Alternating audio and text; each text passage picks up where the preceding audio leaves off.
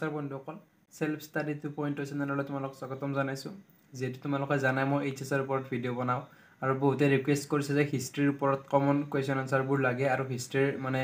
প্ৰিভিয়াস ইয়াৰ পেপাৰবোৰৰ ওপৰত ভিত্তি কৰি এখন কমন পেপাৰ লাগে গতিকে সেই হিচাপত মই যি লাষ্ট 7 ইয়াৰৰ যিবোৰ কোৱেশ্চন আছিল সেইবোৰ মই যি চাইছো ভালদৰে আৰু তোমালোকৰ বাবে কমন কোৱেশ্চন কোনবোৰ বা কোনবোৰনো ইম্পৰ্টেন্ট বাৰে বাৰে আহি থাকে সেইবোৰ লৈ আহিছো গতিকে তোমালোকে ভিডিওটো ভালদৰে চাবা আৰু ভালদৰে চালে নিশ্চয় ভাল হ'ব তোমালোকৰ পৰীক্ষা আৰু মই তোমালোক কৈ যাম ইংৰাজী আৰু অসমীয়া উভয় মিডিয়ামতে কম গতিকে দুটাৰে সুবিধা হ'ব দুটা মিডিয়ামৰ ছাত্ৰছাত্ৰীয়ে ভালদৰে চাবা আৰু ভালদৰে শুনিবা মতে আমি 1 নম্বৰ কোৱেশ্চনবোৰ চাও এইবোৰ ইংৰাজীটো কৈ দিম তোমালোকে চিন্তা নলবা তো ভালদৰে শুনি লোৱা যে হিন্দু উপত্যকাৰ সভ্যতা প্ৰথমতে ক'ত আৱিষ্কাৰ হৈছিল মানে where was the Indus Valley civilization discovered first next তামিলাকম কি what was তামিলাকম এটো ইম্পৰ্টেন্ট তাৰ পিছত চাবা টিপিটাক শব্দৰ অৰ্থ কি মানে what is the meaning of the term টিপিটাকা এটো ইম্পৰ্টেন্ট তাৰপিছত চাবা who is the writer of the ফাটিয়াই-ইব্ৰিয়া মানে ফাটিয়াই-ইব্ৰিয়া গ্ৰন্থৰ ৰচক কোন আছিল এটো আহি থাকে তাৰ পিছত চাবা তোমালোকে সিলসিলা বুলিলে কি বুজা মানে what do you mean by সিলসিলা এবোৰ 1 নম্বৰে আহিছে আগতে আৰু এবোৰ ইম্পৰ্টেন্ট গতিকে চাবা তোমালোকে নেক্সট what is গোপুৰাম মানে গোপুৰাম কি এটো আহি থাকে আৰু তোমালোকে চাবা তাৰ পিছত মই দি আছো তোমালোক কি আছোৱা বংগদেশত চিৰস্থায়ী বন্দোবস্ত কোনে প্ৰৱৰ্তন কৰিছিল আহি থাকে যে who introduced the permanent settlement in Bengal এটো ইম্পৰ্টেন্ট নেক্সট ওয়া কোন সনত ভাৰতত ৰেল সেৱা আৰম্ভ কৰা হৈছিল এটো আহে যে in which year the railway service started in India আমি সকলোৱে জানো 1853 চনত তাৰ পিছত চোৱা মহাত্মা গান্ধী কোনে হত্যা কৰিছিল who killed মহাত্মা গান্ধী এটো ইম্পৰ্টেন্ট তাৰ পিছত চোৱা পাকিস্তান শব্দৰ ৰূপ কোনে দিছিল মানে বৰ্তমানৰ যোনটো পাকিস্তান হেতু কোনে স্টাৰ্ট দিছিল মানে who coined the term Pakistan এটো ইম্পৰ্টেন্ট এইগিটা ইম্পৰ্টেন্ট 1 নম্বৰে আৰু কেইটামান আছে মই সেইগিটাও দিম চোৱা এতিয়া চোৱা আলেকজান্ডাৰ কানিংহাম কোন আছিল মানে who was Alexander Cunningham এটো ইম্পৰ্টেন্ট নেক্সট চোৱা সাতবাহন ৰাজবংশৰ শ্ৰেষ্ঠ বুলি জনজাত শাসনকৰ্তাজন কোন হয় মানে who was the best known ruler of the Satavahana dynasty এটো ইম্পৰ্টেন্ট আৰু ত্ৰিপিটকৰ যিকোনো এখনৰ নাম লিখা মানে name any one of the Tripitaka এটো ইম্পৰ্টেন্ট আৰু চোৱা মানে ত্ৰিপিটকাৰ ওপৰত যেটো আহি আছে তোমালোকৰ টপিকটোৱে ভালদৰে চাবা আৰু অসমৰ প্ৰথমজন ব্ৰিটিছ আয়ুক্ত বা কমিশনাৰ কোন আছিল মানে who was the first British commissioner of Assam এটো আহি থাকে আৰু চোৱা ইবন বতুতাৰ ভাৰত ভ্ৰমণৰ সময়ত দিল্লীৰ সুলতান কোন আছিল মানে who was the Sultan of Delhi when Ibn Battuta visited in India এটো ইম্পৰ্টেন্ট আৰু চোৱা who was called মুকুদ্দাম মানে মুকুদ্দাম বুলি কাক কোৱা হৈছিল এটো ইম্পৰ্টেন্ট তোমালোকে হেতু চাবা এতিয়া আহে আৰু বাদশা নামৰ লেখকজনৰ নাম লিখা মানে নেম দা অৰ্ডাৰ অফ বাদশা নেম এটো আহি থাকে তাৰপিছত ইষ্ট ইণ্ডিয়া কোম্পানী মুম্বাই দাক্ষিণাত্যত কোনটো ৰাজহ ব্যৱস্থা প্ৰৱৰ্তন কৰিছিল মানে ইষ্ট ইণ্ডিয়া কোম্পানীৰ দ্বাৰা কোনটো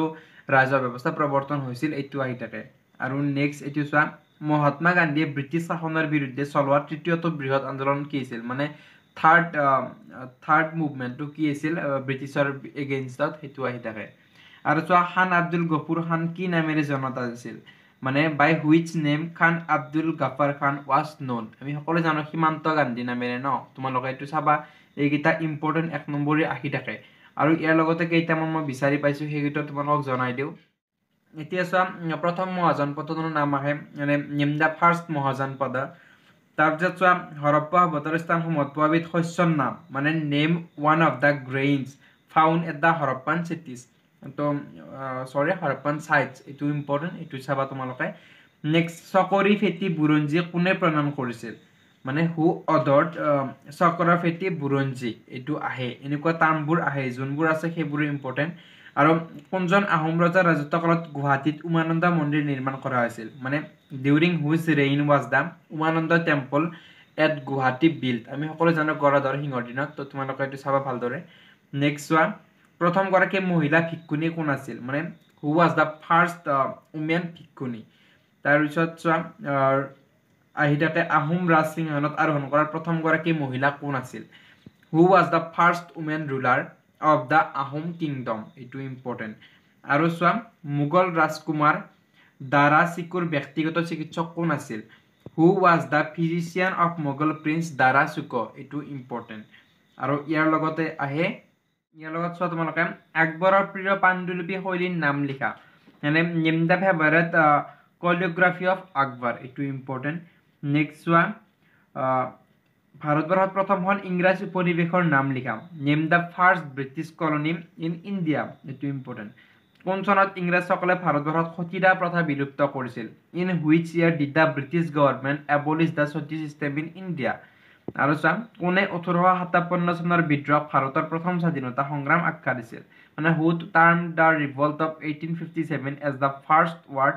অফ দ্য ইণ্ডিয়ান ইণ্ডিপেণ্ডেন্স এইকেইটা ইম্পৰ্টেণ্ট আৰু জোনাকীৰ প্ৰথম সম্পাদক কোন আছিল who was the first editor of Jonaki ভাৰতবৰ্ষত প্ৰথম ৰেলপথ নিৰ্মাণ কেতিয়া আৰম্ভ কৰাইছিল when was the first railway started in India তো এইকেইটা মই কৈছোঁ তোমালোক কমন বুলি নকওঁ এইকেইটা ইম্পৰ্টেণ্ট হয় মানে প্ৰিভিয়াছ ইয়াৰত আহিছে গতিকে এইকেইটা যিহেতু হাই ছেকেণ্ডেৰী এটা বহুত ডাঙৰ পৰীক্ষাই গতিকে এই 1 নম্বৰ এইকেইটা তোমালোকে চাই যাবা তাৰপিছত 12টাৰ যিকোনো মানে কমন পৰিবই চিন্তা ল'ব নালাগে তাৰপিছত মই 2 নম্বৰ এইবোৰ কৈ দিওঁ তোমালোকক আৰু লংবোৰো কৈ দিম তোমালোকে চাই থাকা এতিয়া চাম 2 নম্বৰ এইবোৰ যে হৰপ্পা সংস্কৃতিৰ ধৰ্মীয় বিশ্বাস সম্পৰ্কে চমুকৈ লিখা তাৰপিছত বহি বিবাহ আৰু অন্তৰ্বিবাহ বুলিলে কি বুজা মানে what do you mean by exogamy and endogamy তো এইটো ইম্পৰ্টেণ্ট আৰু নেক্সট চোৱা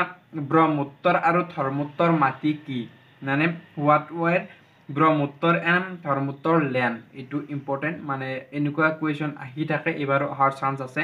আৰু নেক্সট চোৱা তোমালোকে কিতাপখানা বুলিলে কি বুজা বহুত বাৰ আহিছে দে বহুত বাৰ আহিছে কিতাপখানা বুলিলে কি বুজা মানে হোৱাট ডু ইউ আণ্ডাৰষ্টেণ্ড বাই কিতাপখানা এইটো চাবা আৰু 1857 চনৰ বিদ্ৰোহৰ দুগৰাকী নেত্ৰীৰ নাম লিখা মানে mention two women leaders of the revolt of 1857 এইটো ইম্পৰ্টেণ্ট আৰু নেক্সট চোৱা ভাৰত বিভাজনৰ অভিজ্ঞ মহিলাসকলৰ কোনে আছিল বৰ্ণনা কৰা মানে describe how did women experience the partition of India এইকেইটা কুৱেশ্যন ইম্পৰ্টেণ্ট ইয়াৰ পৰা অগ্ৰহাৰ কি আছিল মানে হোৱাট ৱাজ এন অগ্ৰহাৰম এইটো আহি থাকে তাৰপিছত মৌৰ্যসকলৰ পিছতে সমাদৰিত হোৱা ৰাজবংশৰ দুটাৰ নাম লিখা name the two dynasties who were immediate successors to the Mauryas এইটো ইম্পৰ্টেণ্ট তাৰপিছত জমা আৰু হাছিল মানে কি বুজা মানে what do you understand by the jama and hasil next মধ্যযুগৰ ভাৰতৰ যিকোনো দুজন চুফি সন্ত পুৰুষৰ নাম লিখা name any two Sufi saints of medieval India আৰু চোৱা মোগল সম্ৰাটসকলে গঢ়ি তোলা দুখন ৰাজধানী নগৰৰ নাম লিখা name any two capital cities developed by the Mughal empires আৰু চোৱা পঞ্চম প্ৰতিবেদন কি আছিল what was the fifth report এইকেইটা 2 নম্বৰী ইম্পৰ্টেণ্ট আৰু কেইটামান আছে মই সেইকেইটাও দিছোঁ তোমালোকক চোৱা হৰপ্পা সভ্যতাৰ যিকোনো এটা উল্লেখযোগ্য ক্ষেত্ৰৰ নাম লিখা 2 নম্বৰীয়া হয় তাৰপিছত ৰাজস্থানৰ ক্ষেত্ৰীয় অঞ্চল আৰু কৰ্ণাটকৰ কোলাৰৰ পৰা হৰপ্পাবাসীয়ে কি ধাতু মানে প্ৰাপ্য কৰিছিল মানে গ্ৰহণ কৰিছিল সেইটো ইম্পৰ্টেণ্ট